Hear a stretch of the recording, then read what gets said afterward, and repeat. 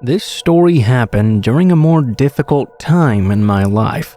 There was a period of time in my late 20s or so that I was homeless for quite a while. It wasn't in an urban area though.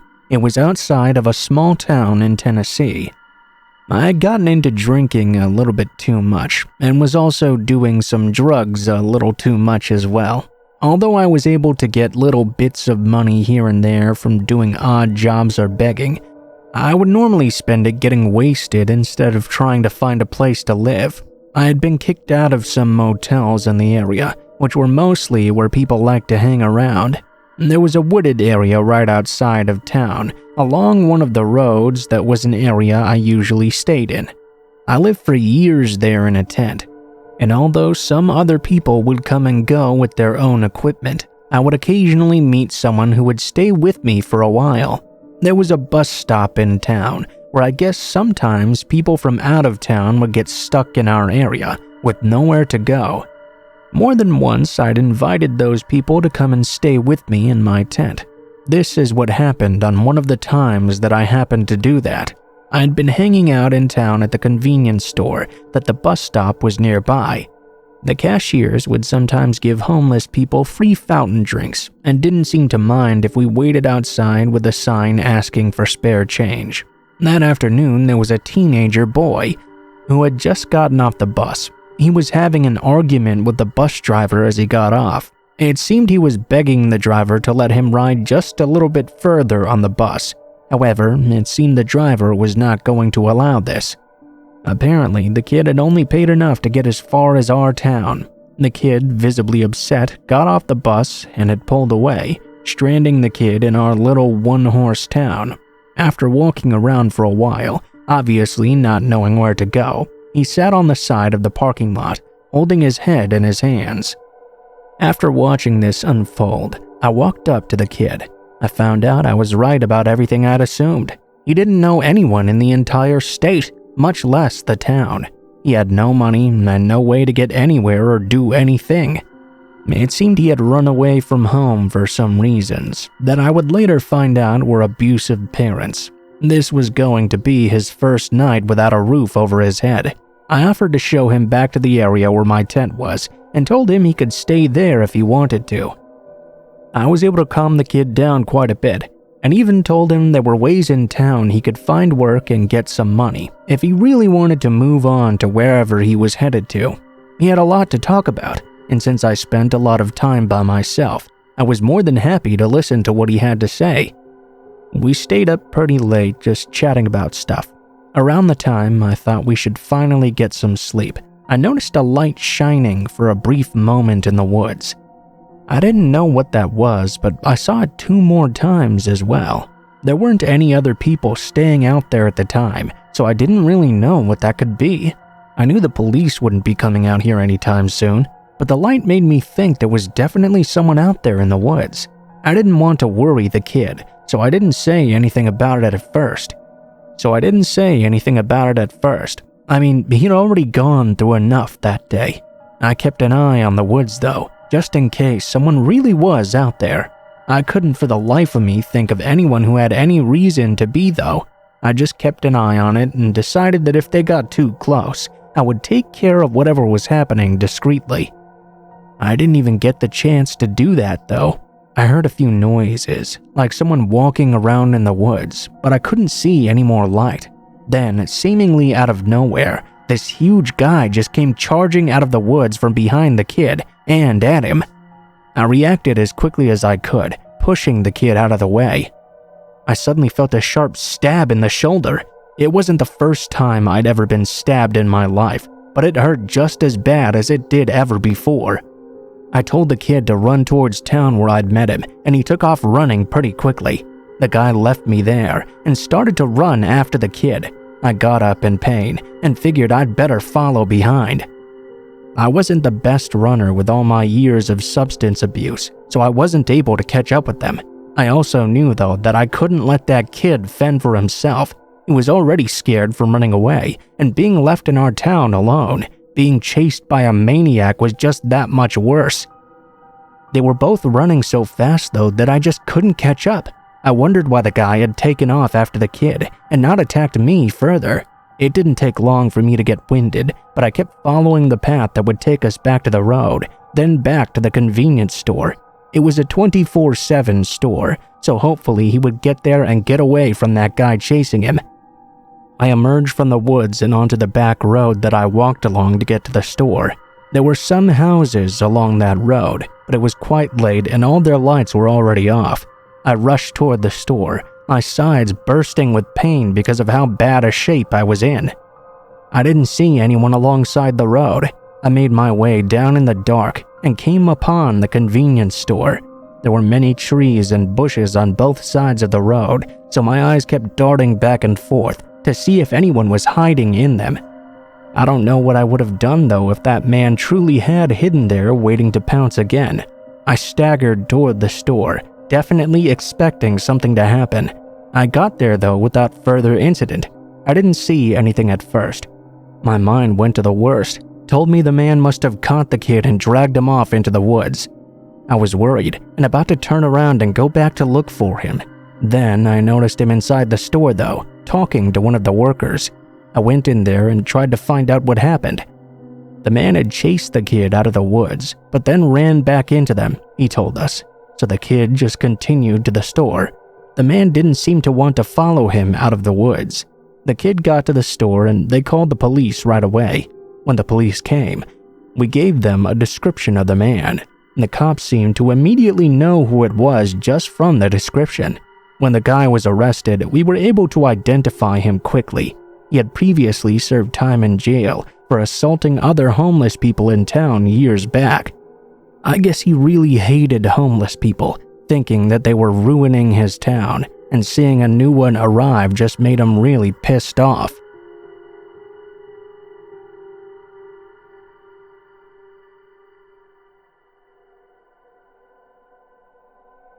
I have a friend of mine who went through this experience with me.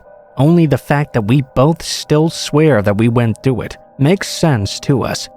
And that will make a lot more sense to you when the story is over. My friend Eddie and I grew up together going hiking. We hiked around all the time as kids and continued doing so as adults too. As adults though, there was this very specific area that we loved going out into and exploring in. It was big and vast enough that we were always able to find something new every time we went out. This happened on a fall day. We were both wearing jackets and hats because it was pretty cool outside. We had been out for a couple of days, but it wasn't supposed to be a really long hiking trip, just a couple of days worth. We were already heading back to civilization after this. After lunchtime, the two of us hiked a bit away from each other. I was sure I knew where Eddie was though at all times. I could distinctively hear him in the woods most of the time. I knew what a person moving around sounded like. It was mildly shocking then when he was able to sneak up on me from behind. It really almost startled me out of my skin, but that surprise ended quickly. He seemed really excited about something. He said he had found something he told me I would never believe unless I saw it myself. I followed Eddie around to the side of this one hill, and what he brought me to was very shocking indeed. There was some sort of structure built into the side. It had a small entryway, but it was like a man-built entryway right into the side of the hill. I had come across structures in the woods before, but this was completely different. "Come on, let's go in and check it out," Eddie suggested. I wanted to wait to get you here too. I wanted to protest. I had no idea what this could be.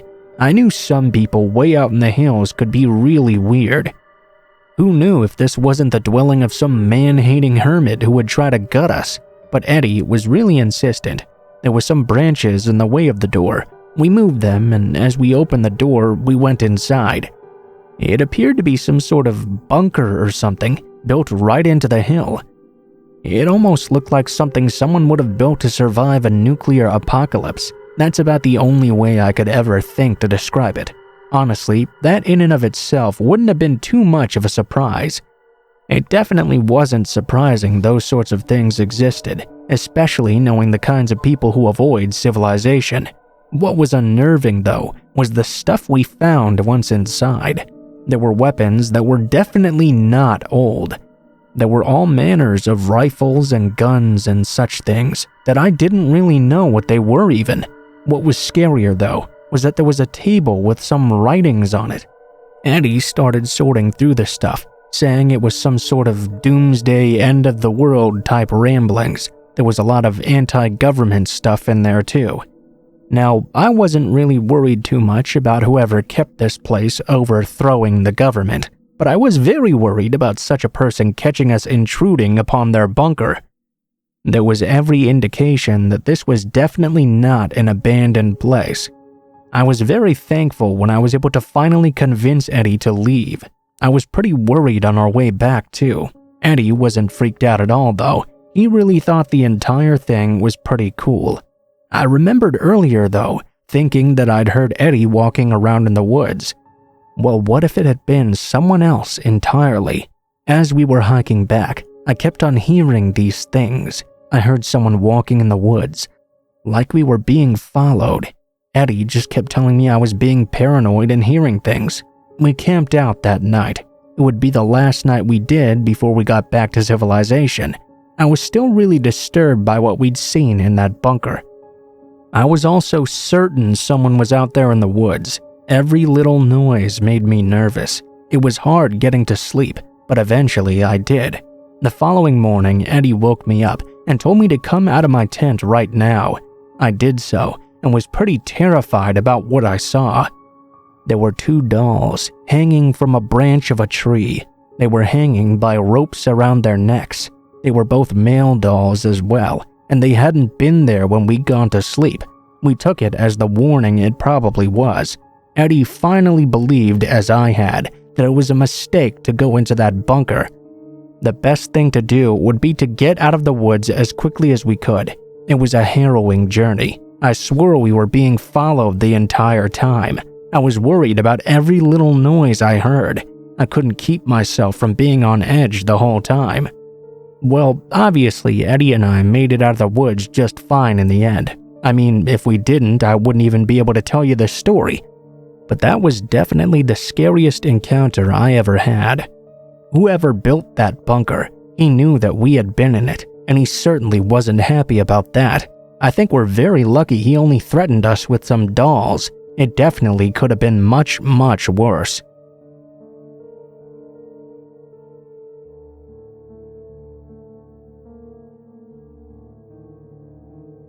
I used to go hiking out in the woods whenever my family went to visit my grandparents' house. I wasn't one much for sitting around and listening to old people talking, so I would excuse myself and go out to explore. I won't say exactly where this story took place. This is because I've noticed that sometimes people in these narrated story videos like to argue that some stories couldn't have taken place where the writer claimed they did. I don't want to go through that kind of bullshit. I can guarantee, however, that this story did happen. It happened in the fall. I was on a hike and it was moderately chilly outside. Not exactly cold, just a bit brisk. That was the best time to go on hikes though, in my opinion. Many occasions I would just follow the creeks as a method of not getting lost. This time, however, I wanted to explore some new areas. I didn't follow the creeks like usual. This is significant because although I hadn't seen water in several hours, I began to hear flowing water up over the hill. I figured it must have been a huge body of water, as I could hear it very well from such a large distance away. Going over the hill into the next hollow, there was indeed a very large creek. I was astonished to see it led to the most beautiful country waterfall I'd ever seen. I was eager to go down the side of the hill and get a closer look at this marvel. I climbed down the side and approached the waterfall. It was extremely beautiful, and I was even able to walk right up to it.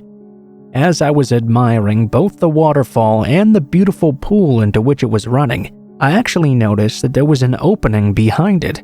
It really wasn't too difficult to slip behind. Curiosity got the better of me, and I decided to risk getting a bit wet.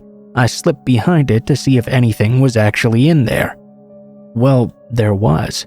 When I saw what was behind the waterfall though, My blood ran cold in my veins. The opening was actually a rather large cave. There were a lot of items in the cave, and not the sort of things I would have expected to see lying around in them either.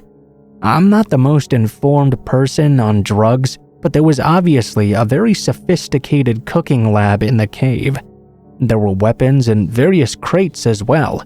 Obviously, what was going on behind this waterfall was something very illegal. I guess that makes sense, because who would go looking for something like that in a cave hidden behind a waterfall? Well, unfortunately for me, it was the exact sort of thing a teenage boy would definitely do.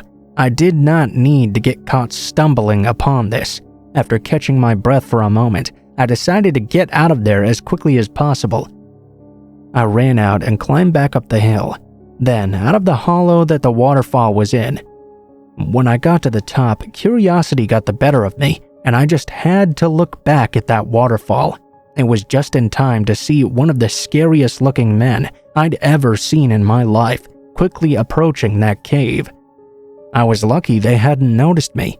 Once they were behind the waterfall, I made my way home as fast as I could. I told my grandma and my parents what I had come across. I expected them to call the police or something. Instead, they just told me there were a lot of illegal things that happened out in the hills. They also said that the police likely would not even get involved. They told me there were some really dangerous people out there, and the best way of dealing with them was to be nowhere near them. I guess that's some good reasoning, but I always wonder what would have happened if I had found that waterfall 15 minutes later than I did, and those men had come back into the cave while I was still looking around.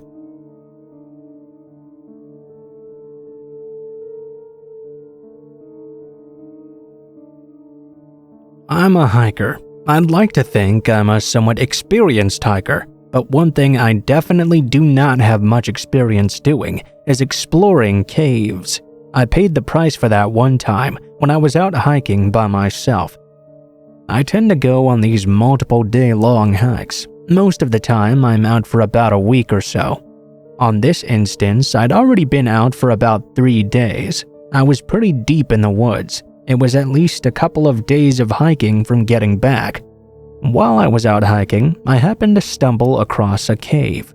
I had to consider whether or not I really wanted to actually try and explore it. I was very curious, but I was also a bit scared too. I'd heard way too many stories about people getting caught in caves by themselves. I could fall in a hole or get attacked by a bat even. Who knew what would happen if I went in there? Still, I felt I had to check on it and see what was in that cave. The cave itself was almost like a big tunnel or even a mine shaft. I remember wondering to myself if it might actually have been at one time. Then I wouldn't know why anyone would build a mine so far away from civilization though. The further I walked into the cave, the creepier it got. It got darker and darker. I hadn't considered using my flashlight, however. Plus, it was in my backpack. It was in the middle of the day that I came across this cave, and when I entered, I truly had no idea how deep it was going to go. I was going so far into it that when it got too dark to really make out much of anything, I decided to take out my backpack and fish out my flashlight. It was after I had taken off one of the arm straps that I plainly heard someone call out from in front of me. "Hey, what the hell are you doing in here?" Although the voice came from in front of me, my head was turned slightly around tending to my backpack. I jumped up a bit, and something or someone then shoved me to the ground. I hadn't gotten my light yet. All I could see was the shadowy shape of a human form in the cave with me. I was terrified, wondering who or what the hell could have been in there with me. I tried to get up and run, but as I did so, someone grabbed my foot. My attempt to get up caused me to stumble and fall onto my hands and knees. I kept trying to get up, but someone was very obviously struggling with me to keep me down. It was scary, and I thought I might actually die in that cave. Fortunately, I recalled I did have a hunting knife on my belt.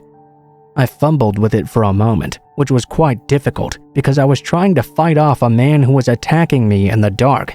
I couldn't see either him or my belt. Finally, though, I managed it. Once I got to the sheath, I pulled it out and slashed out several times in the direction the man was attacking from.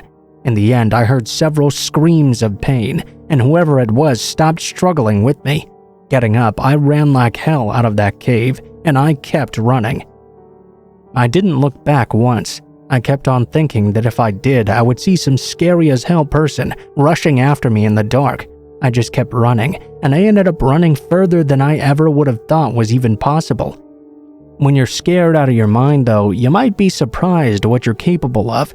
I didn't even set up camp when it got dark. I wanted to put as much distance between me and whoever that was as possible. When about 8 hours had passed since the incident, I finally figured I was safe enough to camp out. It almost didn't matter though. I couldn't exactly sleep much that night. And when I did, it was a light and broken sleep. I kept expecting someone to suddenly burst into my tent and try and kill me.